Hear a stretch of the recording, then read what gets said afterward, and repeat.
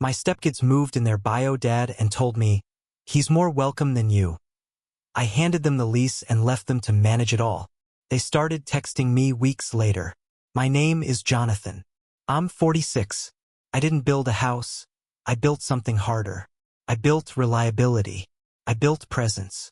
I built the kind of quiet infrastructure that holds up a family when no one else is looking. I moved from the wet woods of Vermont to the sun-bleached suburbs of Arizona not for ambition, not for weather, not even for love in the grand sense, but because Cindy said she needed someone steady, someone the boys could look up to. I arrived with 2 suitcases, an aging truck, and no illusions. Cindy had 2 sons, both from a marriage that had ended like most do. Slow, bitter, and unresolved. Seth was 15 when I met him. Long hair, sharp mouth, quicker temper. He watched everything I did like it was a test I didn't know I was taking. Logan was 12. Quieter, still forming opinions, still keeping his pain in a jar somewhere behind his ribs. Neither of them asked for me. They were already built around absences. Cindy swore I didn't need to fill a role. "Just be yourself," she said, but we both knew the truth. They didn't want another man telling them what to do. They wanted a wallet with a patient face. I gave them more than that. I showed up. Every time. For every dentist appointment, every forgotten science project, every broken remote or late-night stomach bug. I didn't force my way in. I just waited for the cracks to show, and then I filled them, quiet as caulk. I fixed their bikes, sat on bleachers in desert heat for Seth's football games, taught Logan how to change a tire. I memorized their class schedules, knew when they had midterms, left notes when I left early, set reminders on my phone for their prescriptions. I did all the things their father used to promise and never did. At first, they called me John. Never Dad. Never even stepdad. Just John. Like I was a substitute teacher they expected to disappear by spring. That was fine. I didn't ask for titles. I asked for effort. And when they didn't give it, I kept giving anyway. Not because I was saintly, but because I believed that consistency could replace blood. Cindy saw it. She'd squeeze my hand during dinners when the boys mocked my old truck or scoffed at my taste in music. She never corrected them, but she noticed. "They're still adjusting," she'd whisper, like they were grieving something sacred. I nodded. Adjusting. That word became my lullaby. It made everything tolerable. Still, there were moments, brief, flickering moments, when I thought maybe I was getting through. Like the night Logan came home from a party drunk and scared, and it was my number he called. Or the time Seth asked me quietly how taxes worked. We had a few Thanksgivings that felt like real family, not some performance piece for social media. We played cards. We burned the turkey. We laughed genuinely. But nostalgia has a cruel way of editing memory. The truth is, those moments were just pauses in the storm. The rejection was always circling, waiting for a moment to strike. It began with the small signs. They started talking about Mike Moore, their biological father, a man I'd never met, who lived 3 states away and had a talent for absences. At first, he was a ghost, a name on a call log, a like on a Facebook post. Then came the visits. "He's coming to town for the weekend. He's taking us out for burgers. Mike says he used to take us to that lake every summer." Cindy smiled through it. She said it was healthy, that the boys deserved a connection to their father. I agreed. I never fought it. But every time Mike's name came up, I felt something splinter behind my ribs. Not jealousy, something colder. Something like obsolescence. Then came the boxes. It was a Tuesday, late summer. I came home from a 12-hour shift, my shirt still soaked from crawling under a client's busted water heater, and saw cardboard boxes stacked in the hallway. 2 suitcases, one of them with a broken zipper I vaguely remembered from a Facebook photo of Mike's trip to Lake Havasu. I thought maybe Cindy's sister was visiting. Maybe the boys were packing for a trip. I stepped into the kitchen. Mike was there, sitting at the island like it was his, wearing a gray t-shirt stretched tight across his gut, a beer sweating in his hand, laughing at something Logan had said. Seth leaned against the counter, grinning. Cindy stood at the stove, spatula in hand, hair pinned up, eyes fixed on the pan like it held the meaning of life. No one noticed me at first. Cleared my throat. Cindy flinched. Mike turned and smiled, as if we were old friends. "You must be Jonathan," he said. "Heard a lot about you." I didn't respond. "Mike's staying with us for a bit," Cindy said, turning off the burner. "Just until he gets back on his feet. Kids deserve a choice," she added quickly. Like that would make it noble. Like the words would cushion the betrayal. I looked at Seth. He didn't blink. He met my eyes like a man daring someone to swing. And then he said it. The words I will never forget, no matter how many years pass. "He's more welcome here than you ever were." No one corrected him. Not Cindy. Not Logan. Not even Mike, who just sipped his beer and looked at me like he'd already won. I nodded once. Said nothing. Walked past them. Past the laughter that now sounded like knives. Into the bedroom I had painted last spring. I shut the door. Locked it. That night I didn't sleep. I stared at the ceiling and counted everything I had given. Every birthday, every meal, every hour of overtime worked to keep this house warm and humming. I thought of the late fees I paid off on Seth's student loan. The mornings I spent driving Logan to soccer after working graveyard shifts. The way I kept track of Cindy's migraines and made sure the boys left her alone when she needed the dark. I thought of how easily it had all been erased. One sentence. One invitation. One man. And that's when I realized. I had been building a house on borrowed land. I thought I was laying bricks in a foundation. Turns out, I was just furnishing someone else's legacy. Mike's return didn't cause the fracture. It exposed it. This family never belonged to me. I was just the placeholder until the ghost returned. I didn't raise my voice. Didn't beg, didn't cry. That's not how I do endings. I moved in silence, slow and surgical. Like a man disarming a bomb he already knows will detonate. That night, after they all went to bed, I sat at the dining room table under that cheap fixture I installed myself. I opened the drawer that held the lease, the one with my name printed clean across the top, and laid it flat. Then I packed. Not everything, just the pieces that mattered. The photo from the ranch trip, the one where we stood smiling, dust in our hair, Seth giving a thumbs up, Logan half laughing at some joke I don't even remember. I had framed it, hung it above my side of the bed like proof that we were once something close to family. I took that photo down, slid it into my bag face down.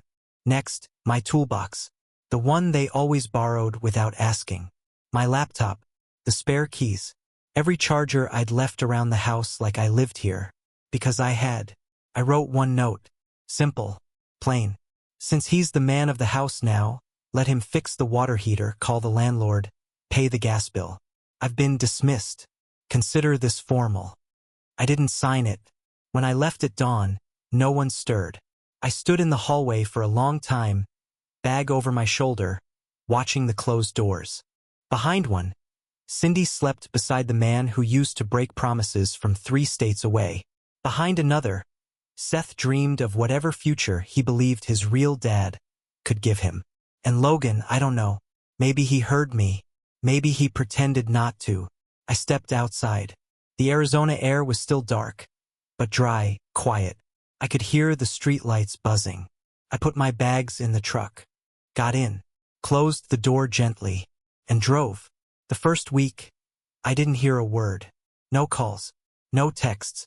Cindy posted a few photos on Facebook, the 4 of them grilling out back. Mike at the head of the table like a king returning from exile. Seth beaming beside him. Logan in the background, blurry like a detail someone forgot to focus. People liked the post. Left comments like, "So happy for the boys," and "Glad to see family reunited." I didn't respond. I just watched. The second week, the cracks began to show. I knew it would happen, not out of spite, not out of revenge. Just math.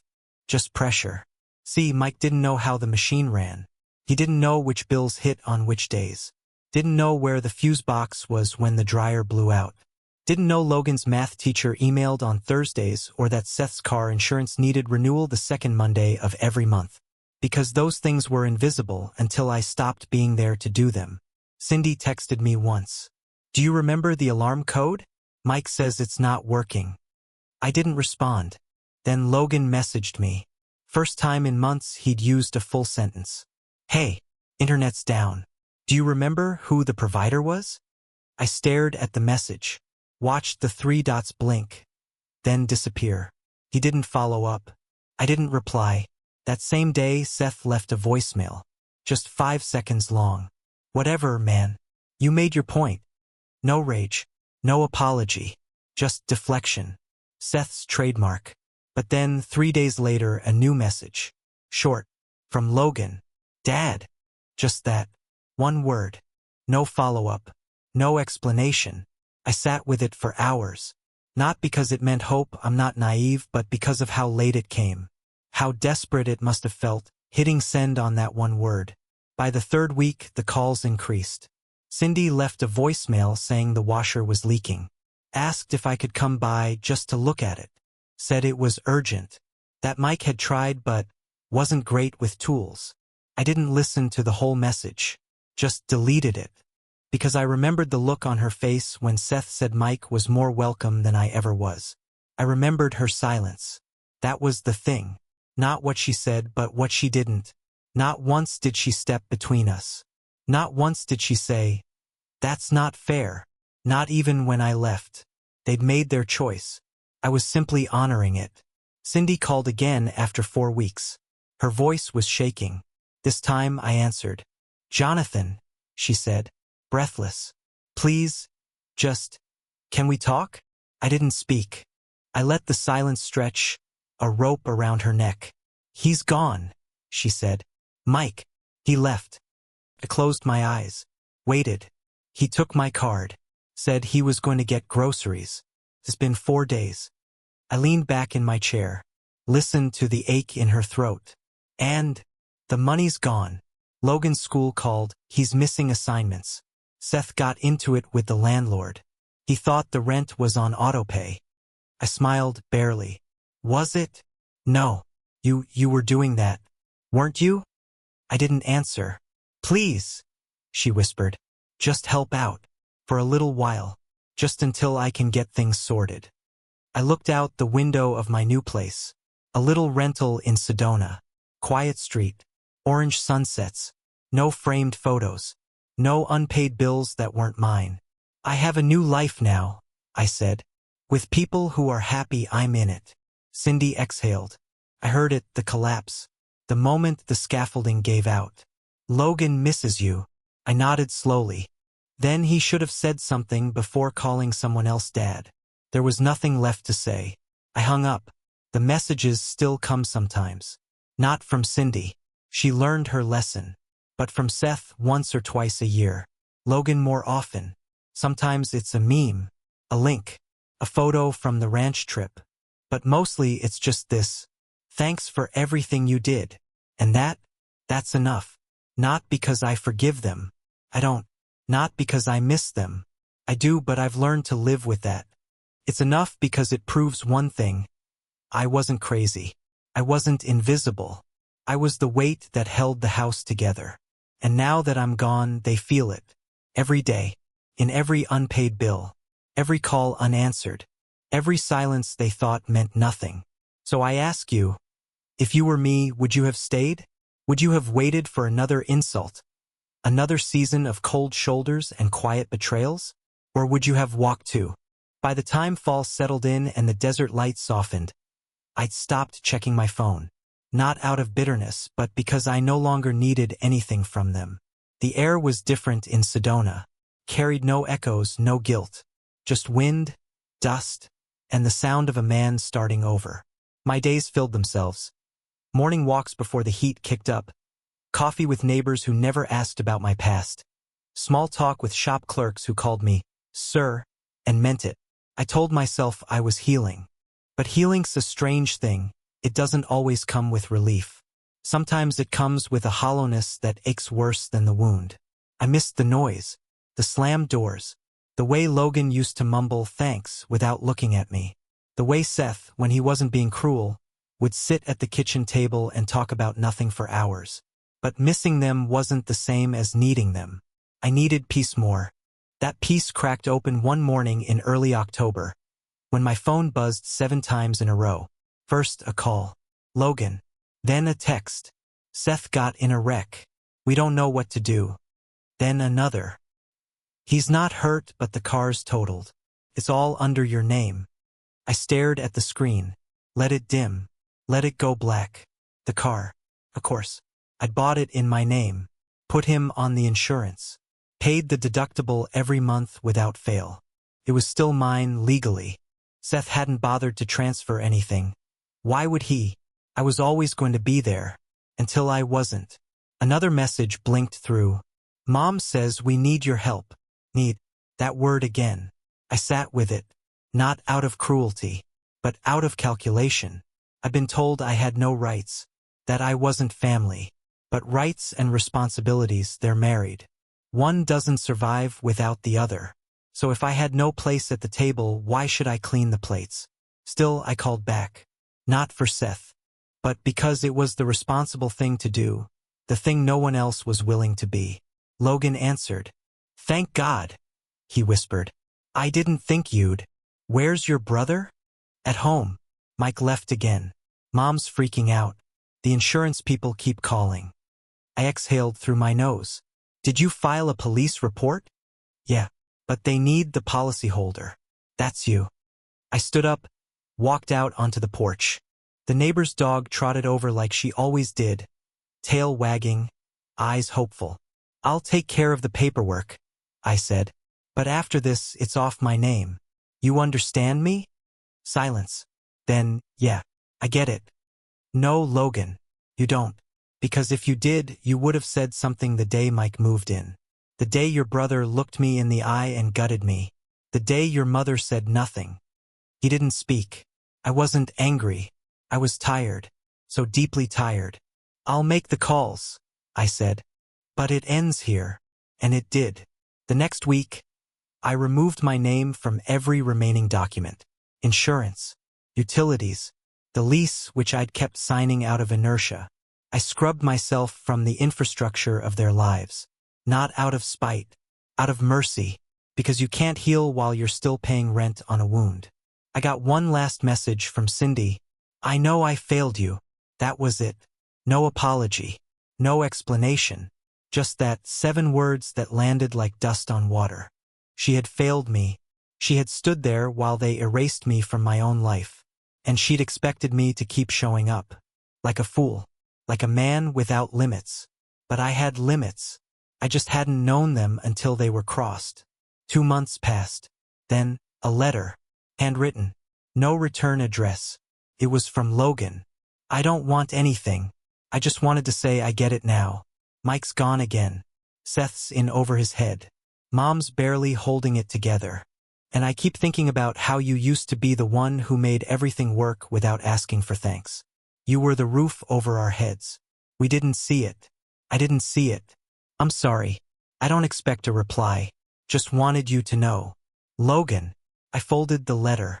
Pressed it between the pages of a book I kept by the bed. Not for nostalgia. For truth. A record. Proof that I hadn't imagined the years I gave. Seth never wrote. But one day, his name popped up on my phone. A voicemail. Short. I was wrong. I don't know what else to say. I didn't delete it. Didn't call back either. Some silences are earned. The bills came due. Not in dollars. But in absence. In struggle. In the cold realization that love cannot be demanded while respect is withheld. They had bet on blood. On nostalgia. On the idea that the man who disappeared before could somehow carry the weight I'd been hauling for years. They bet wrong. I heard from a mutual friend that Cindy moved in with her sister. That the house was foreclosed. That Mike showed up one more time. Asking for a loan, a place to crash, before vanishing again. None of that surprised me. What did surprise me was how little satisfaction I felt. I didn't want revenge. I wanted them to thrive. Even without me. That's what hurts the most. Not being cast aside. But watching them ruin what I built out of spite, pride, and willful blindness. One night, I found myself driving past the old neighborhood, just to see. The house was dark. Weeds in the yard. A plastic flamingo knocked over by the wind. No porch light. I didn't stop, just slowed down enough to look once, to say goodbye in my own way. And as I turned the corner, I realized something. You can give a man a blueprint, hand him tools, lay the foundation, but if he never learned to build, all he'll ever do is wreck what others made. I had been the builder, the architect, the laborer. They were just tenants. I don't remember the exact moment I stopped expecting the apology. It didn't come like some grand turning point. No thunderclap, no shattering epiphany. Came quietly like most endings do, like a coat left behind on a bench. You walk away and only hours later do you realize it's gone. You didn't even look back. For months, I kept waiting for Seth to show up in person. I don't know why. Maybe because he was the loudest, the one who spat the words that broke the spine of everything I'd built. I thought maybe he'd find me in Sedona, stand on the porch, say anything. But he never did. He sent one more text. Just 4 words. You were right. Sorry. I didn't reply, because by then, I understood something brutal and final. Regret is cheap. It costs nothing to be sorry once the support beams collapse. It costs everything to show respect while the house is still standing. Seth never paid the cost. But Logan kept writing. Not often. Not intrusively. Just enough to remind me he was still trying. He'd send a photo from his community college, an old textbook I once recommended, **T of a car hood open with the caption, "Didn't think I remembered what you taught me." Once he mailed a check, $200, crumpled, no note. I didn't cash it. I didn't need the money. I kept it in a drawer next to my passport, beneath the receipts from the years I'd spent filling other people's gas tanks. I kept it because it wasn't money. It was proof he'd finally understood what it means to owe someone something. Cindy never called again. Not after that last voicemail. I sometimes wonder if she rehearsed the silence. If she told herself, let him go. Let him be the villain. That's easier after all. Easier than standing in the mirror and seeing your own cowardice staring back. That's what she was. Not cruel. Just cowardly. She didn't throw me away. She watched them do it. And folded the laundry while it happened. That's the thing no one talks about. The silence of a mother who won't correct her sons. The look in her eyes when they mock you. Not laughing, not flinching. Just letting it happen. Like that's the only way to keep the house quiet. But the house was never quiet. It just stopped being honest. Allison came into my life the way good things do. Unannounced, low noise, no rescue mission. She lived 3 doors down. Worked in a local clinic, had 2 daughters and a voice like gravel smoothed by time. The first time I met them, the girls, they didn't know what to make of me. Emma was 11, already skeptical of men. Her sister Ava was 9, and she watched me like I was a stray dog on the porch. Not afraid, just curious. I didn't try to win them. I showed up, helped fix the screen door, carved pumpkins with them in October, rebuilt their bike when the chain snapped. I was careful, not because I was afraid, but because I had learned. You cannot force a place in someone else's family. You can only earn it. And then one day, Ava called me Dad. It slipped out over dinner. She was telling a story about her teacher, laughing with her mouth full and said, and then Dad said, before freezing, her fork hovering midair. Allison looked at her. So did Emma. Ava went pale. I mean Jonathan. I meant Jonathan. I put my hand on the table, not touching anything, not touching anyone. It's okay, I said. But Emma, who had barely spoken to me in days, looked up and said, no, it's not. You don't call just anyone that. Ava looked down. It slipped. And then Emma looked at me, hard, like she'd been waiting for this moment. You fixed my brakes, she said. I nodded. You stayed when we were sick. I nodded again. You didn't try too hard. That one made me pause, because she got it. She saw the line I had learned to walk, that thin edge between presence and intrusion.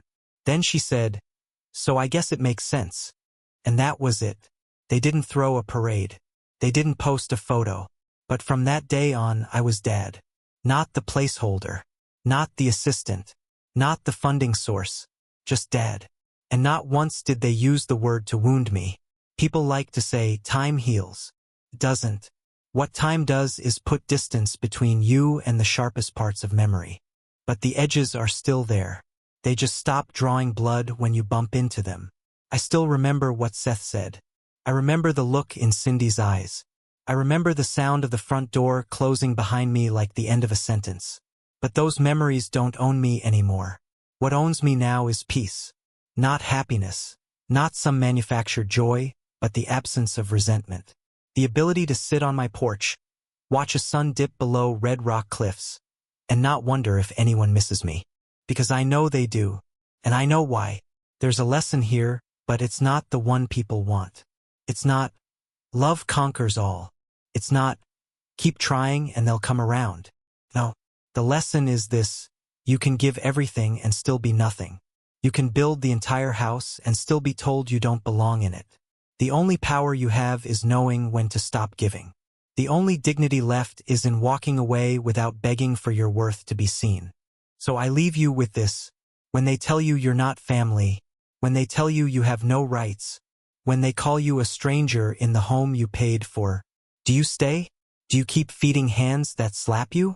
Or do you leave the table? Do you let them find out on their own what your absence really cost? Tell me, what would you have done?